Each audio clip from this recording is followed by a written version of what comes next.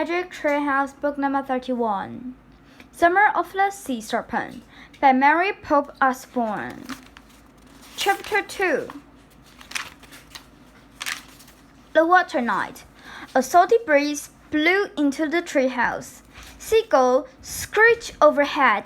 Jack and Annie looked out the tree window. They were high in the branches of a narrow old tree. The tree was on the sea cliff beneath snow-capped mountains. The mountains overlooked a rocky coast. There were no signs of human life anywhere. "It looks wild and lonely here," said Annie. "Really lonely," said Jack. "I wonder where Merlin and Teddy are." "I don't know," said Annie. "They were in the trunk of our tree last time. Let's look for them in this one." She climbed down the rope ladder. Jack crammed the seashell in his pocket and followed her. "Merlin, Teddy?"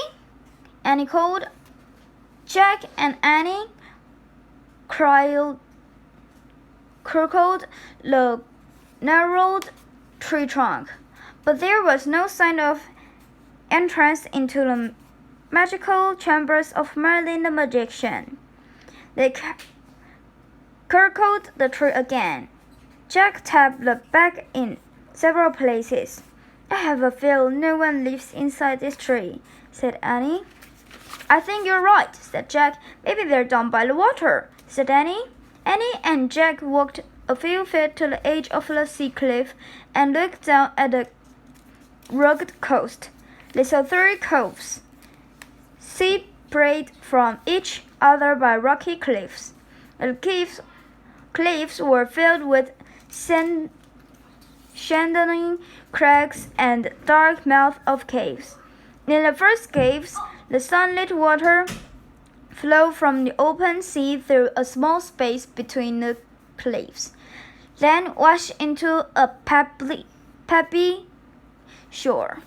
The second cove was smaller, but looked much like the first. The third cove was different. The farthest away, it was surrounded by a ring of bright green hills. A thin white mist hung over its milky green waters. "I don't see any sign of Merlin or Teddy," said Jack. "I guess we'll have to get started without them." Read the beginning of Merlin's rhyme again," said Annie. Jack took the shell from his pocket and read aloud. "Before nightfall on this lone summer day, a shining sword must find its way into your hands, and out of gloom our Camelot's king shall meet his doom." Jack looked up at the sky. The sun was almost directly overhead. "It must be around noon now," he said. We don't have much time," said Annie. "What do we do first?" Jack looked back at the rhyme and read aloud. "To begin your quest for the Sword of Light, call for the help of the Water Knight." "Oh, easy," said Annie. "Is it?" said Jack. "Sure," said Annie. "If he's a Water Knight, he's probably down by the water." She started down the steep, rocky hill that led to the nearest cove. Jack stuffed the shell back his pocket. "But who is the Water Knight?" he yelled as he followed Annie. "It doesn't matter," she yelled back. "We just have to go down the water and call for his help." They climbed over large boulders toward the cove. The boulders was slippery, but Jack's sneakers kept him from sliding. A damp breeze blew from the sea. It made his skin and clothes feel clammy. When they got to the shore, Jack wiped the mist off his glasses and looked around. The wide beach was covered with silver pebbles, shells, and rows of sea fawn.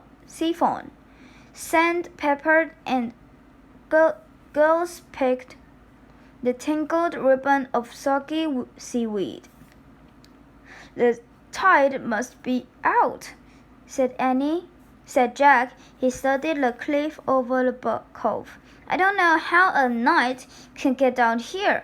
A horse couldn't never make it over all those rocks. Let's just do what the rhyme tells us, said Annie, and see what happened. Annie stretched out her arms, closed her eyes. She raised her head toward the sky and shouted, "Oh, Water Knight, whoever you are, come here and help Jack and Annie." "Oh, brother," Jack muttered to himself. Suddenly they heard a wild cry of seagulls. "Jack, look!" said Annie. She pointed toward the middle of the cove. The seabird was screeching and flapping above a giant swirl of spray and foam. The swirl was spinning just above the sea surface of the water, headed toward the beach. The end. See you next time. You can see the next video and you will know more about Magic Treehouse, Summer of the Sea Serpent.